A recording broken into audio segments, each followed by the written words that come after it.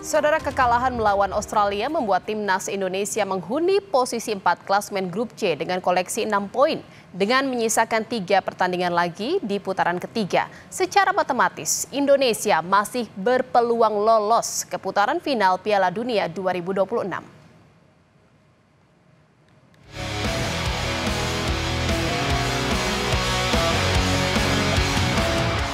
Timnas Indonesia harus mengakui keunggulan Australia saat bertandang ke Allianz Stadium Sydney.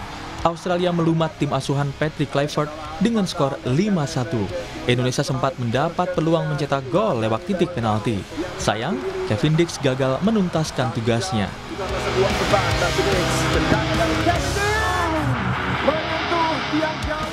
Hasil ini memperberat peluang timnas untuk menempati posisi kedua grup C dan lolos otomatis ke Piala Dunia. Kepala pelatih Indonesia, Patrick Kluivert, menyebut hasil menghadapi timnas Australia akan berbeda jika tendangan penalti Kevin Dix masuk ke gawang lawan. Unfortunately, of course, the result. I think in the beginning of the game, we did a very good job in pressing high, exactly on the right side where we wanted to press, because we knew on the left side they have the good players, and from my point of view, it went very good. After that, we received a penalty. If you shoot the penalty in, it will be a totally different match, of course. But unfortunately, Kevin shot the ball in the post, and from that moment we changed something in our minds or something. But we didn't play our play anymore. But I think that during the game, I think that we fought like lions. We never dropped down our heads, but unfortunately I'm very disappointed, of course, for the result, not only for us, for the people, but for everybody who is supporting Indonesia. Di sisi lain, mantan pelatih timnas Indonesia Sintayong memuji para pemain yang sudah bekerja keras. Sementara ditanya soal kekalahan, STY menilai salah satu penyebab timnas kalah adalah tidak banyak waktu untuk latihan. STY juga mengakui banyak momen man-to-man kita dengan pemain Australia kalah. 우리 선수들이 호주까지 가서 열심히 최선을 다한 것 같아. 앞에서 선수들이 전방 압박돼가고 최선을 다했지만 시간이 부족해서 세트피스의 맨투맨 이걸 놓치는 게 결정적으로 치지 않았나 생각합니다. Hasil minor yang didapat timnas Indonesia saat jumpa Australia membuat supporter Indonesia kecewa. Meski begitu, mereka masih yakin Indonesia bisa lolos ke Piala Dunia 2026 dengan meraih poin di pertandingan sisa. Harapan untuk ketemu tim-tim selanjutnya, ketemu Bahrain pastilah menang lah. Indonesia kemarin karena wasit aja. Nah, terus ketemu Jepang ya kita optimis saja bisa ngimbangin permainan mereka. Ketemu China bisa lah untuk menang di kandang sendiri. Kalau untuk Bahrain 100% harus menang. Soalnya kan main di kandang juga, kan udah ada kontroversi yang terjadi. Mungkin pemain Bahrain juga mentalnya nggak terlalu siap untuk bermain di Indonesia. Kalau untuk lancingnya udah pasti optimis sekali untuk lancingnya, apalagi main di GBK juga kan. Hanya peringkat 1 dan 2 grup yang lolos otomatis ke Piala Dunia. Peringkat ketiga dan keempat bisa mengikuti kualifikasi ronde 4 untuk lolos ke Piala Dunia 2026. Tim Liputan, Kompas TV.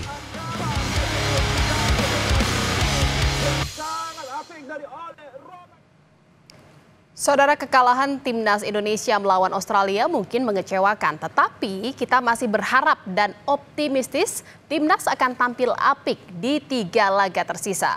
Lalu bagaimana peluang Indonesia melawan Bahrain di pertandingan berikutnya? Kita akan bahas bersama narasumber kita pada siang hari ini, pengamat sepak bola Muhammad Kusnaini. Selamat siang Bungkus, apa kabarnya nih? Semangat ya? Tetap baik Dian.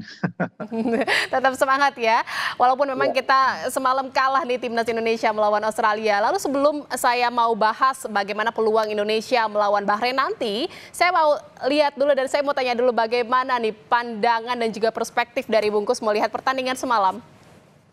Iya, mungkin yang pertama saya ingin mengapresiasi ya para pemain. Benar seperti kata Coach Sintayong, pemain itu sebenarnya sudah bermain, fighting spiritnya sudah luar biasa ya, bahkan mampu menciptakan 1 gol. Hanya saja memang jumlah gol yang dibuat oleh lawan lebih banyak.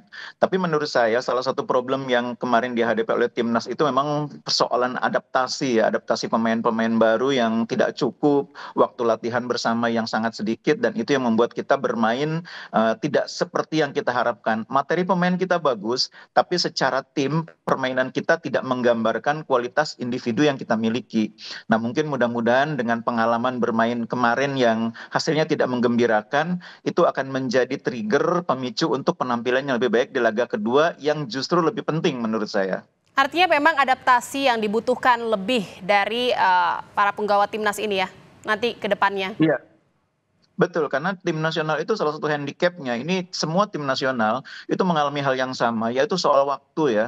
Karena itu penambahan pemain itu di satu sisi dia memberi tambahan kualitas. Tapi pada saat bersamaan, pertanyaannya seberapa cepat pemain baru itu beradaptasi dengan strategi tim, beradaptasi dengan suasana tim, kerjasama. Dan itu yang tampaknya kemarin belum berhasil dicapai oleh beberapa pemain baru. Beberapa pemain yang sudah beberapa kali memperkuat tim nasional pun tampaknya masih butuh waktu untuk terus beradaptasi lagi, sehingga hasilnya itu yang saya bilang tadi, kualitas kita pemainnya bagus-bagus, tapi kualitas secara tim sebagai satu tim kita tidak mendapatkan yang terbaik dari kualitas pemain-pemain tersebut. Ya, jadi memang chemistry dari timnas ini memang perlu diperkuat lagi. Lalu selain memang ada kekurangan dari tadi adaptasi dari timnas Indonesia melawan Australia semalam, kita lihat juga memang permainan dari Australia ini sangat apik gitu ya, Bungkus. Ini apa yang bisa dipelajari atau jadi pelajaran bagi timnas ke depannya? Iya, jadi dari Australia kita belajar kemarin secara kualitas, ke Australia kan agak sedikit berkurang karena banyak pemain inti yang berhalangan. Minimal ada 5 pemain utama yang tidak bisa bermain. Tapi mereka menunjukkan bahwa meskipun tidak semua pemain terbaik mereka bisa dimainkan, mereka tetap percaya diri, tetap tenang, mereka tetap bermain disiplin.